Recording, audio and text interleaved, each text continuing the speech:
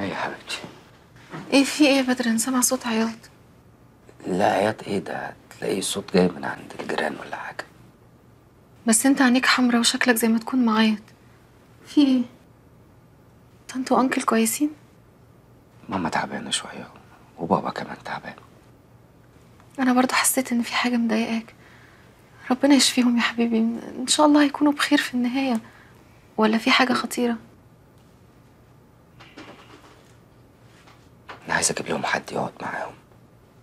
ماما ما بقتش قادره تشيل مسؤوليه البيت، وكمان ما بقتش قادره تشيل مسؤوليه بابا فوقيها. ادعيلي بس يوم الحد ان شاء الله اترقى. انا محتاج ان مرتبي يزيد الفتره الجايه دي. يا رب. انا قولي يا حبيبتي، كنت عايزه تقولي ايه؟ لا قول انت. قولي يا حبيبي. مفيش، كنت عايزه اقول لك على خبر كده يعني. وانا كمان. فعلا؟ طيب بص، اللي الخبر بتاعه احلى يقول هو الاول. ف قول انت الاول. هقول انا؟ مش عرفك ان الخبر اللي عندي حلو ولا وحش؟ قولي يا حبيبتي قولي. بس انا الخبر اللي عندي مش كويس. بخصوص ايه؟ بخصوصك انت. خير يا حبيبتي، في ايه؟ اسمعني كويس يا بدر. انا متعوده عليك ان انت راجل قوي وما بيفرقش معاك حاجه،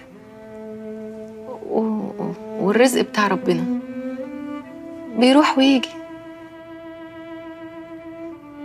اللي انت هتعرفه ده مش عايزاه يزعلك ابدا ولا ثانيه. بالعكس، محدش عارف الخير فين. في ايه يا حبيبتي؟ قلقتيني.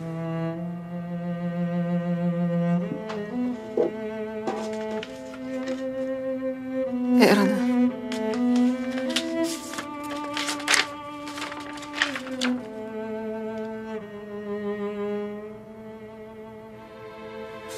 مش مهم يا حبيبي، مش مهم بجد.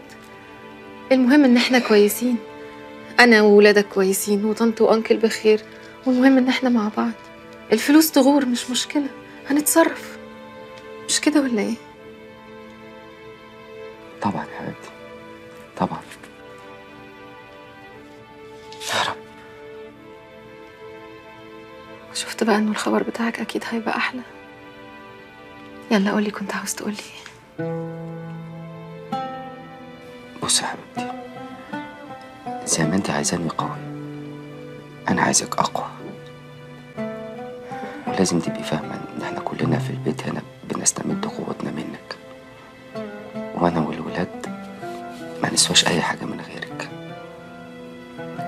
عشان كده يا حبيبتي انا عايزك تساعديني في الفتره الجايه دي ان احنا نحافظ على مستقبلنا وحياتنا، بانك تبقي كويسه وبصحه. بحاول افهم انت تقصد ايه، بس متلخبطة شوية. بص يا حبيبتي، احنا عندنا مشكله خاصه بيكي بس ليها حل. النتائج بتاعت التحاليل والمنظار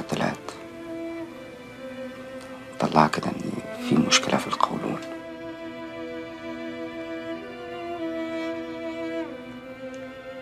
المرض ده اللي ما بنحبش نسميه. سرطان؟ انا عندي سرطان. بس يا حبيبتي انا عندي سرطان في القولون. مش حاجة خطيرة، مش حاجة خطيرة ولا مقلقة بجد. يعني احنا حبيبتي عشان خاطري اهدي. احنا بس هنتماسك، ها، ونبدأ ناخد العلاج، وصدقيني هتخفي والله، وهتبقي احسن من الاول مليون مرة. عشان خاطري، عشان خاطري يا حبيبتي نتماسك، عشان خاطر الولاد. يا ماما.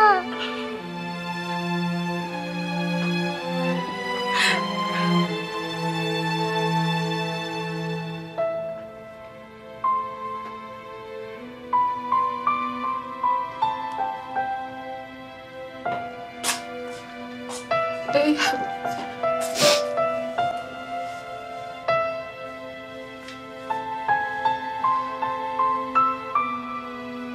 مالك؟ متخافيش.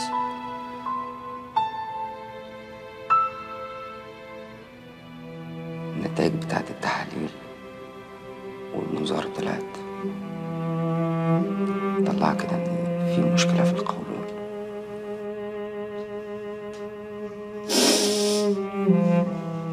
المرض ده اللي ما بنحبش نسميه. مع قلبنا في السوبر ماركت ومن عند الناس احنا ممكن نعمله في بيتنا يعني مش هقول بقلل تكاليف لان الحاجات غاليه، بس اكيد ارخص. واحد في الاخر ما يدفعلوش مثلا 30 جنيه في الرغيف، وده اللي بيحصل، فحرام. فاحنا نعمله في بيتنا فاهو. مساء الخير يا بابا. مين؟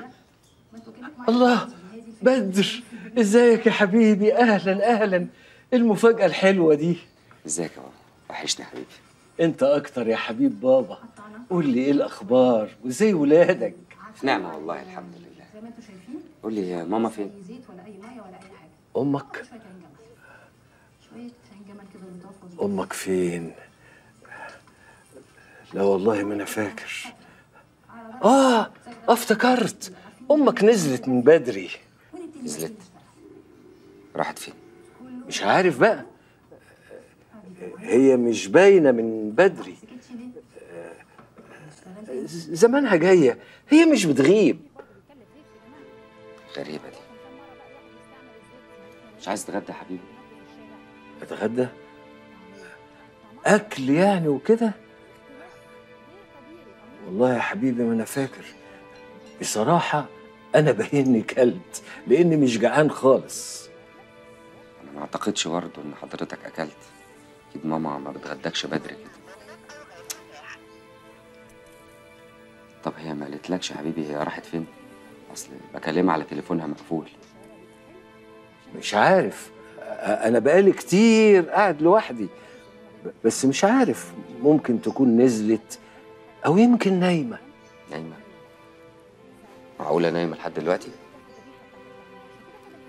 طب انا هخش اشوفها جوه في الاوضه، يمكن تبقى نايمه فعلا وحضرتك فاكرها بره. برافو، فكره هايله.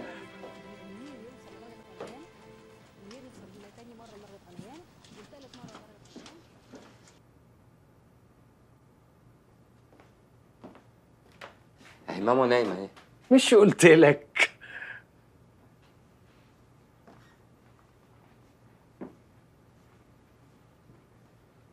ماما ماما ماما ماما ماما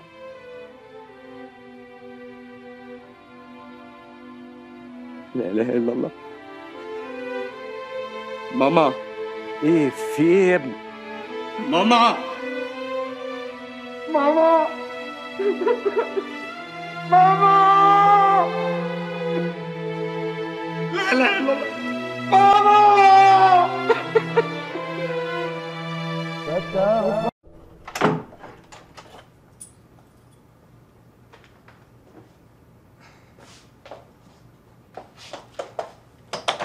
اتفضل يا بابا.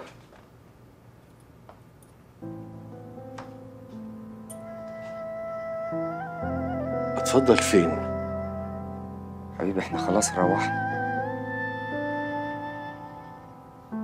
روحنا فين؟ على بيتي يا حبيبي. امك سناء هنا يعني؟ طب اتفضل يا بابا اقعد ارتاح. اتفضل.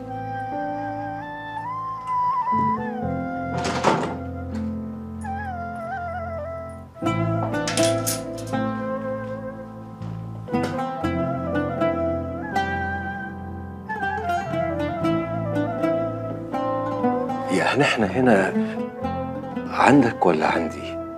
عندي يا حبيبي في بيتي.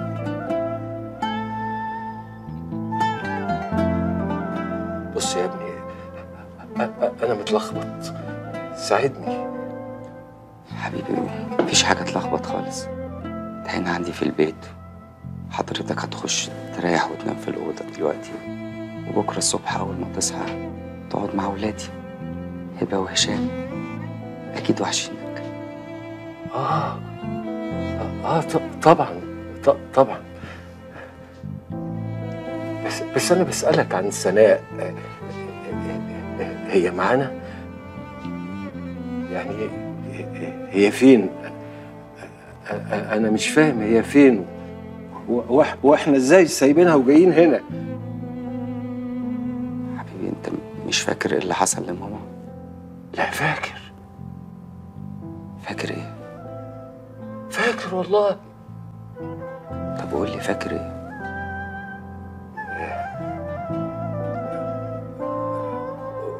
قول لي أنت إيه اللي حصل؟ فينها هي؟ أنت فكرني.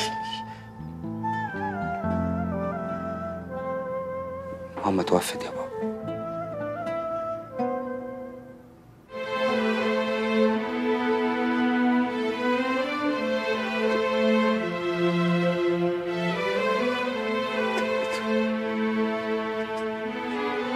توفت.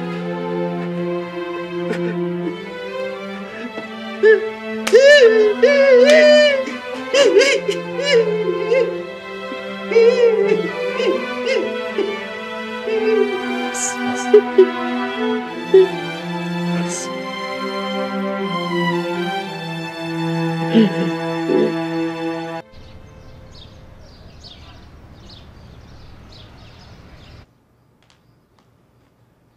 يا ربي الراجل ده راح فين؟ لا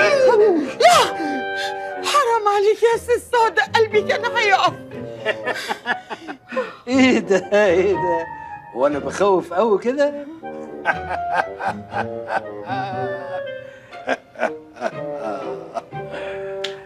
فكرتيني بنفسي ايام ما كنت وكيل وزاره. كنت ايه؟ ادخل الوزاره من هنا العيال الموظفين يترعبوا. ما انت برضو بسم الله ما شاء الله لك هيبه يعني. الله يخليكي. اتفضلي اقعدي. اشكرك.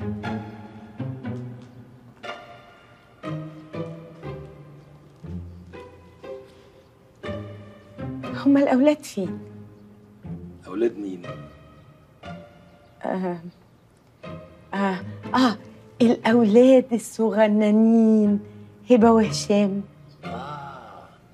كلتهم. ايه يا مصيبتي؟ ايه ده؟ انت صدقتي؟ معقول كده؟ حضرتك ساذجه قوي يا مدام. احفادي يا حبايبي بيلعبوا في الجنينه. والله دي تاني مرة تخدني يا أستاذ صادق، بس هقول لك إيه، دمك خفيف زي ما أنت. ربنا يخليكي. أنا قلت أضحك معاكي. الواحد مننا الحزن تملك منه، بنبقى محتاجين ضحكة أو طرفة من وقت للتاني. أيوة فعلا أنا محتاجة للطرفة. الفراق صعب، ربنا يصبرك على الفراق. ايه؟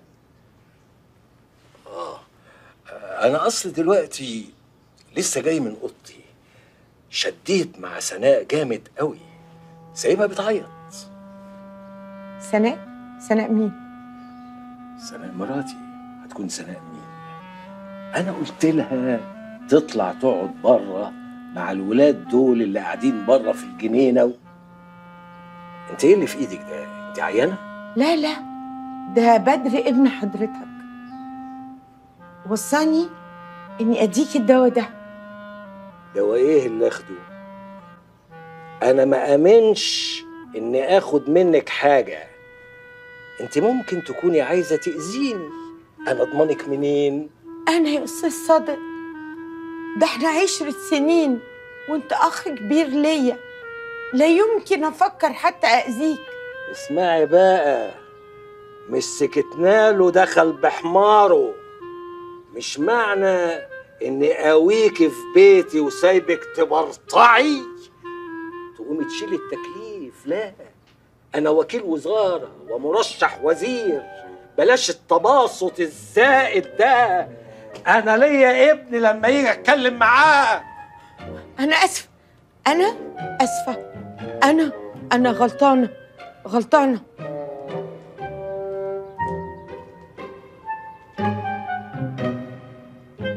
انا لو اعرف بس مين دي.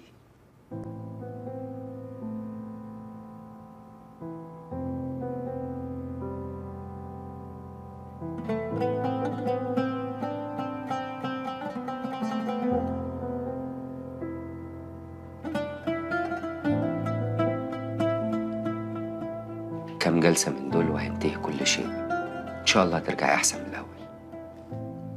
بص يا حبيبي، أنا بكره التشاؤم وبحب الحياة وعندي أمل كبير في ربنا، بس مش عايزاك طول الوقت تحاول تطمني وانت جواك قلق وخوف عامل زي جمرة النار. انت مش مضطر تعمل كده يا بدر. أنا مسلمة أمري لله واللي عايزه ربنا هيكون. حبيبتي، ما أنا كمان مسلم أمر لربنا. أنا مش بحاول أطمنك وخلاص. أنا متأكد إن دي فترة وهتعدي وهتشوفي. عارف أنا الكلام ده كنت بقعد أقوله للي بيحصل لهم زي كده. كنت بقعد أقول لها هتخفي وهتبقي كويسة وبكرة تشوفي وهترجعي لولادك وتشوفيهم وهم بيكبروا وبيتجوزوا. وبتكلم بمنتهى الثقة كأن أنا عارفة يعني إيه اللي هيحصل بجد، وأنا ولا عارفة أي حاجة. وأغلبهم في الآخر ماتوا. المرض ده يا بدر ما بيرحمش حد، وأنا عارفة كده كويس. إحنا بس بنعمل اللي علينا، لكن المرض ده ما بيرحمش حد. دي مامتك واتصل أقول لها إن أنتي واقفة مع المدرسة بتاعت هبة. ألو، أيوة يا طنط. أهلا يا حبيبي، ازيكوا انت؟ الحمد لله تمام. زينة بس واقفة مع المدرسة بتاعت هبة. قولي لي يا طنط، بابا كويس؟ أخد الدواء طيب؟ حاولت معاه يا بدر، والله العظيم حاولت، بس هو رفض. طيب خلاص، أنا لما أجي أشوف هبقى أديهوله أنا. برضه أحسن. وهتيجوا إمتى يا حبيبي إن شاء الله؟ شوية كده، أصل هنخلص وهنعمل شوية مشاوير كده، نشتري حاجات للبيت. تيجوا بألف سلامة إن شاء الله، في انتظاركم. مع السلامة.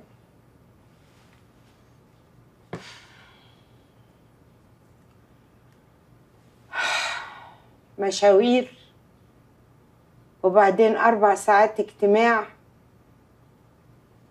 ده اجتماع مجلس أمن مش اجتماع مجلس آباء.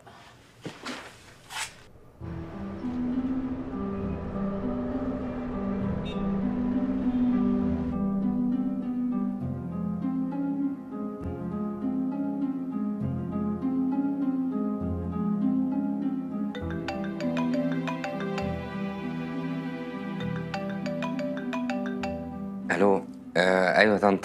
ألو، أيوة يا بدر. إيه يا ابني؟ انتوا تأخرتوا قوي كده ليه؟ لا، أصل زينة بس ضغطها وطي وتعبت شوية، وديتها المستشفى وعلقوا لها محاليل، والدكتور قال إن الأحسن يعني إن هي تبات النهارده هنا. إزاي يا بدر؟ وإزاي ما تقولوليش؟ حبيتش أقلقك بس يا حبيبتي، بس هي كويسة جدا. كويسة ازاي؟ قولي انتوا في انهي مستشفى وانا انزل اجيلكوا. لا يا حبيبتي، تيجي فين بس؟ الوقت متأخر، إحنا بكرة الصبح هنيجي على طول. طب خدي هي معاك، هي تطمنك بنفسها. أيوة يا ماما. أيوة يا روح ماما، سلامتك. قلقانة ليه انتي بس يا ماما؟ مفيش حاجة، مفيش مشكلة. لا أنا راجعة على طول، يعني هبات بس بالليل والصبح هكون موجودة. الولاد كويسين؟ وانتي خدتي أدويتك؟ طيب يا حبيبتي تمام. لا ما تقلقيش، لا والله ما تقلقي. لا يلا هكلمك تاني قبل ما انام. تصبحي على خير. انتي من أهل حبيبتي. يا رب استر. يا رب استر. أنا قلت مرة واحدة أقول لها اللي إحنا هنبات بره. احنا كل مرة هنعمل كده؟ الجلسة الجاية بقى كمان أسبوعين، لما يجي وقتها يحلها ألف حلال.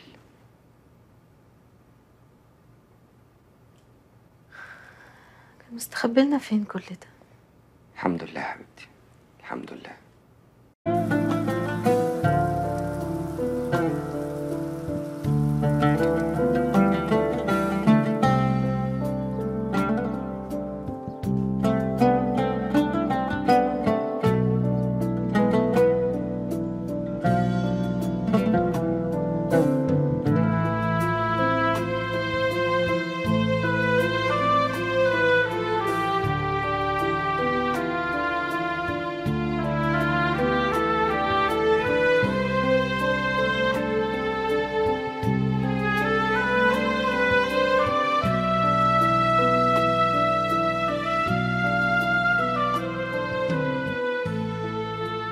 صباح الخير.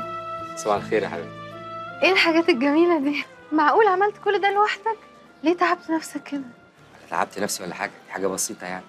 كمان ما انتي كل يوم بتفطرينا وتغدينا وتعشينا. تسلم ايدك يا بدر. تسلمي لي يا حبيبتي. هي طنط فين امال؟ جاية، خبطت عليها في اوضتها قالت لي بتلبس وجاية. اهدى يا ابني، قلقان ليه؟ مادام امك سناء بتلبس يبقى هتاخد وقت اكيد. صباح الخير. صباح الخير يا خير يا طنط. ماما. انت لابسة لبس خروج ليه؟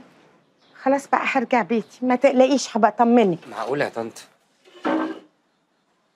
معقولة حضرتك لسه زعلانة مني من امبارح؟ ما انا قلت لحضرتك ان انا كنت قلقان على بابا وخايف عليه. والنبي يا طنط ما تضغطيش عليا. انا اسف، طيب حقك عليا. يا حبيبي انت مالكش ذنب، بس انتوا مشاكلكم كتير، وبصراحة انا ما فيش نفس استحمل كل ده. طب لو قلت لحضرتك ان احنا كلنا هنا محتاجينك تبقي معانا. ده زينة كمان محتاجاكي اول فترة دي. ما تقعدي بقى يا ست انت وخلصينا. انت غاوية تعملي مناظر ليه؟ اقعدي بقى عشان خاطر بابا. هقعد. اتفضلي يا فندم.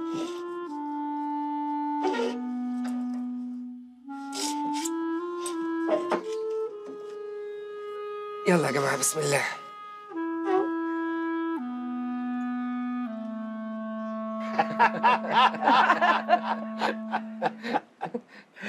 وبلاد تشيلني وبلاد تحطني لحد ما رسيت على القاهرة وقلت خلاص هنا هبدأ حياتي، واخترت سناء عشان تبقى شريكة العمر.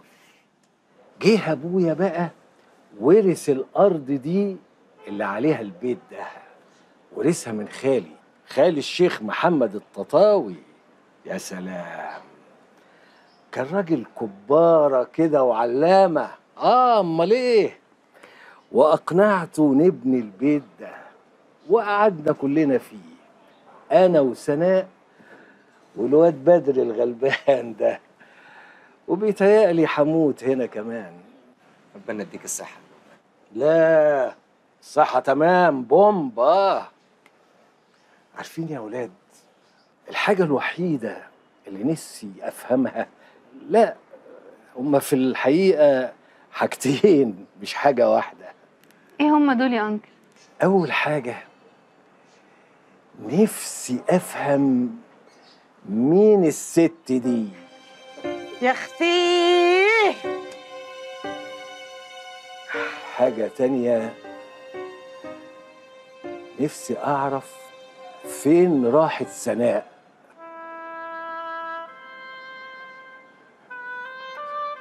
سكتوا ليه؟ جاوبوني. أمك راحت فين يا بدر؟ وبعدين أنا بشوفها قاعدة معايا في الأوضة بس ما بتتكلمش معايا. كل ما أحاول أكلمها ما بتردش عليا. هي زعلانة مني، بس أنا ما عملتلهاش حاجة خالص والله. فهموني يا أولاد، ردوا عليا. بابا، انا عايز اتكلم مع حضرتك في الأوضة جوه شوية.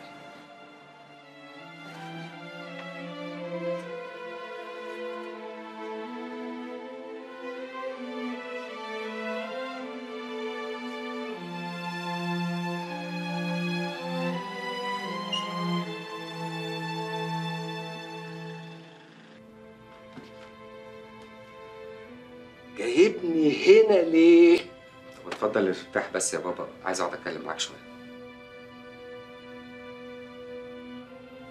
اديني قعدت. يا بابا انا على ايدك اتعلمت كل حاجه في الدنيا، اتعلمت القناعه والرضا وحب الخير للناس، والاهم من ده كله حضرتك علمتني ان انا استسلم لاقدار ربنا، خصوصا لما ما يبقاش في ايديا اي حاجه اعملها. كلام جميل، والحمد لله ان انا زرعت جواك كل الحاجات الحلوه دي. يعني انا كده راجل كويس اهو. ومين يقدر يقول غير كده؟ لا مش قصدي، انا قصدي ان انا ما استاهلش منك انك تخدعني. انا عارف انت جيت هنا ليه وجاي الاوضه دي ليه. انت جايبني هنا عشان عايز تقولي ان امك سناء مش في البيت، لا هي بره ولا هي هنا، تبقى فين؟ ده اللي انت عايز توصلهولي، بس انا فاهمك. يا بابا حضرتك راجل ذكي وتقدر تفهم اللي قدامك من اول ما يتكلم. انت شايف ان انا ممكن اكذب عليك؟ لما تكون عايز مراتك والست دي اللي معاها يجوا يعيشوا هنا في بيتي، انا مش هقول لا، لكن وديت امك فين؟ وديتها فين؟ يا بابا ماما ماتت. كذاب! والله العظيم مش كذاب. طب انا هفكرك. فاكر لما كنت داخل من باب البيت وحضرتك كنت قاعد في الصاله وسالتك على ماما قلت لي مش موجوده، وبعد كده دخلنا الاوضه هنا وجيت على السرير هنا ولفيت وكانت هي نايمه ومسكتها كده لقيتها ساقعه وحضرتك كنت بتبص عليها نفس البصه دي، ما كنتش عارف تتصرف ولا تعمل اي حاجه. يا بابا والله العظيم ماما ماتت. ماما ماتت. كذاب! كذاب! كذاب! كذاب! كذاب! حاجة عليا! حاجة عليا! يا بابا سامحني! سامحني!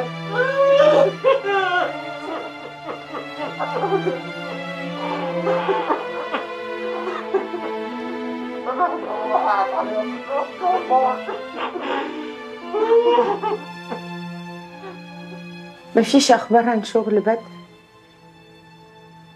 ادعي له يا ماما. هو كلم كذا حد وقدم السي في بتاعه في اكتر من شركه. ربنا معاه. ربنا يوفقه باذن الله. مش محتاجين فلوس. لا يا ماما مش محتاجين فلوس. قال يعني انا مليونيره بلا نيله. الحمد لله انه قلتوا مش محتاجين. والله يا ماما انت كان لازم تمثلي. تهيألي لو مثلتي كنت هتبقي ولا زينات صدقي في زمانها. زينات صدقي؟ طب قولي سعاد حسني حبيبتي. زينة زينة حبيبتي. زينة بدر الحقني يا بدر.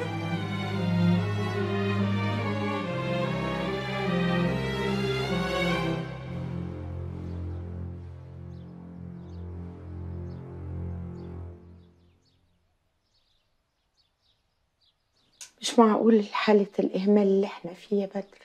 حالة الأنيميا بتاعتها واضحة، وهي لا ولا بتاكل حاجة فيها حديد ولا بتاخد دواء ولا راحت لدكتور متخصص. يا حبيبي مش عشان ظروفك وظروف أبوك تهمل مراتك، لازم يشوفها دكتور. مش عشان علقت محاليل يبقى خلاص عملت اللي عليك. حقك عليا يا طنط، غصب عني. خلاص هبقى اعمل كده. تعمل كده ايه بس؟ لازم تاخد قرار، لازم يشوفها حد متخصص. ولا تحب اكلم لك الدكتور فواز ابن عمي؟ ما هو دكتور باطنه. لا لا لا، هي روح للدكتور اللي كانت بتروح له قبل كده، وانا هاخد التحاليل واروح له مره تانية. طيب بس انا مش هستنى. لو ما راحتش معاك انا هاخدها واوديها لفواز ابن عمي.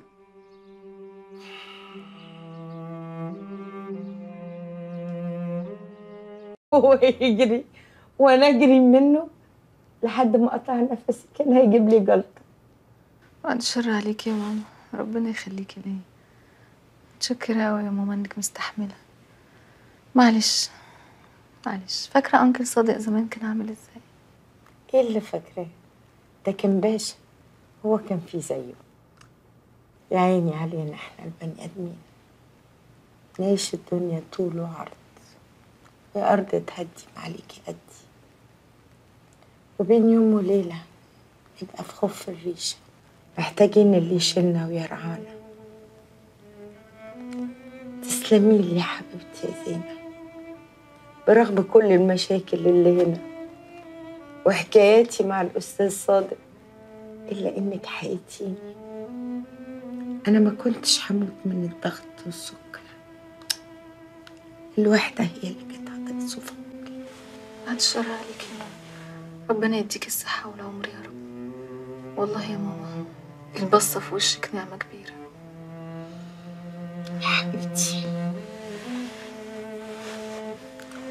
بس أنا بشوف صحتك في النازل كل يوم، خصوصا في المشاوير اللي بتروحيها مع جوزك كل فترة دي. بتروحوا فين؟ مش كل مرة بنروح نفس المكان يا ماما، كل مرة بيبقى مكان مختلف. حبيبتي انتي بردانة. هقوم اجيب لك جاكيت او روب، حاجة تدفي، ما انتيش ناقصة تاخدي برد.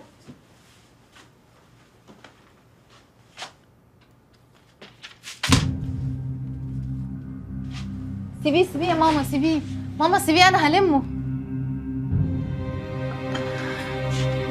ايه ده؟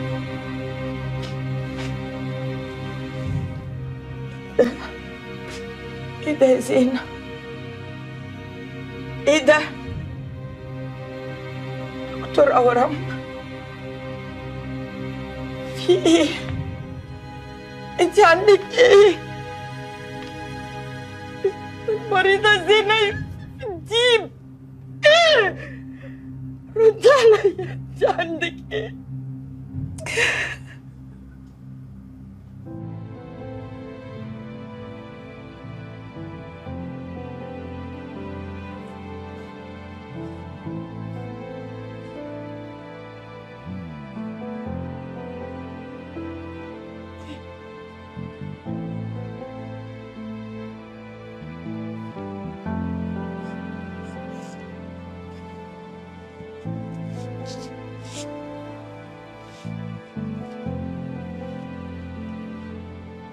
انت بتعيطي؟ بتعيطي ليه؟ النبي سيبني في حالي يا أستاذ صادق. طيب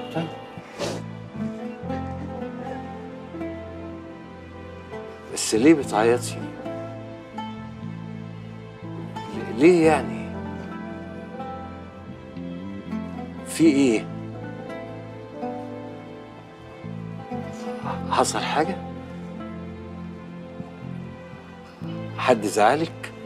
لو حد زعلك قوليلي، أنا ممكن أتصرف.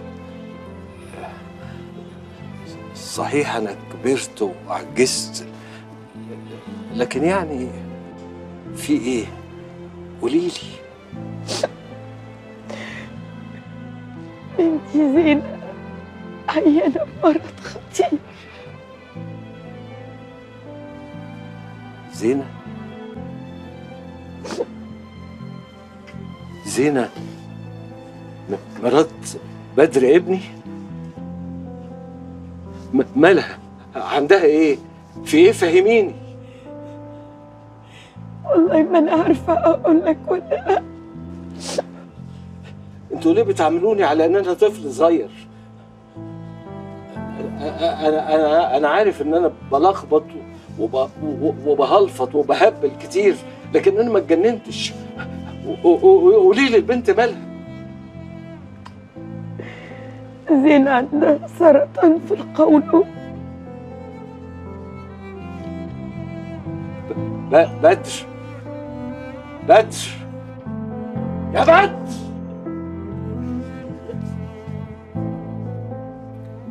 والله يا بابا ما كناش عايزين نزعجك، بس يا بابا. تزعجوني ده ايه؟ وليه تشيلوا هم زي ده لوحدكم وانا على وش الدنيا؟ كان لازم اعرف. انا مش فاكر انا عرفت ازاي، بس اديني عرفت. طنط أميرة ماما زينة هي اللي قالت لك.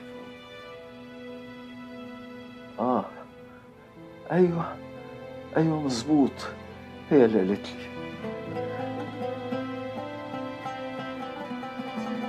بص يا بنتي، انا مش عارف انا ممكن اقدر اعمل ايه علشان اساعدك، بس انا هصلي لربنا وهدعيلك طول الوقت طول الوقت طول الوقت.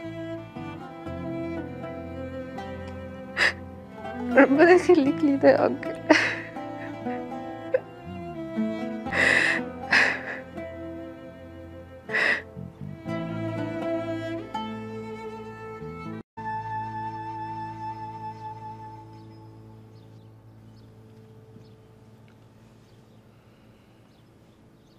الو، ايوه دكتور بركات، كل سنه وانت طيب، رمضان كريم.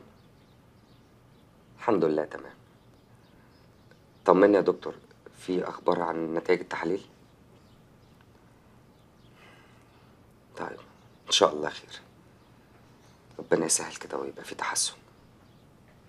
ماشي يا دكتور، هستنى تليفون حضرتك. مع السلامه. مع السلامه.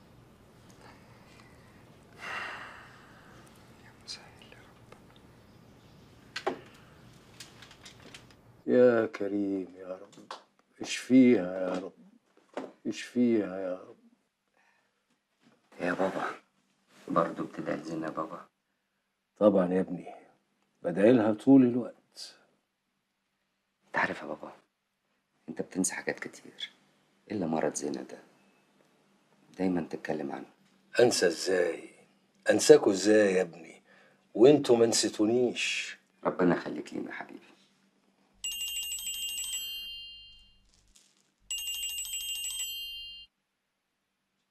الو، ايوه انا المهندس بدر. وحضرتك طيب؟ فعلا انا كنت بعت السي في بتاعي من حوالي 4 شهور كده، بس محدش رد عليا. لا ما ارتبطتش. طبعا شركتكم شركة كبيرة، دي شرف لأي حد. بكرة الصبح؟ طب تمام أشكرك. خلاص إن شاء الله. شكرا. مع السلامة. يا أنت كريم يا رب. ايه، شايفك فرحان ومزقطط. بارك لي يا بابا، أكبر شركة مقاولات في مصر كلموني عايزين أروح أقابل المدير بكرة الساعة 12 الظهر. الله، هو انت ما بتشتغلش؟ وانا اقول الواد قاعد ليل ونهار في البيت ليه؟ مبروك يا حبيبي، الف مبروك. الله يبارك فيك يا حبيبي. بسم الله الرحمن الرحيم.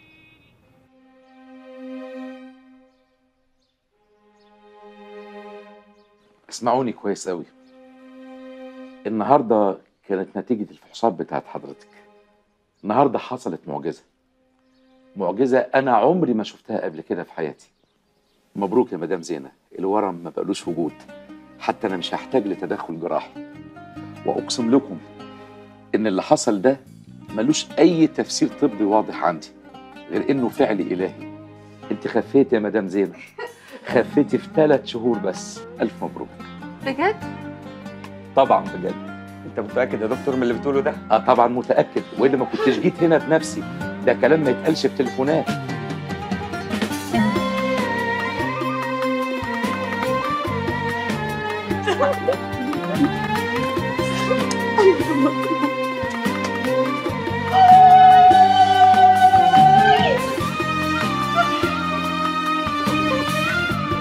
بركة أول يوم رمضان يا دكتور.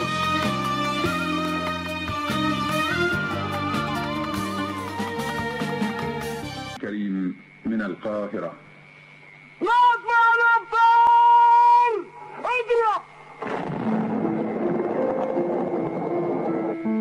وانطلق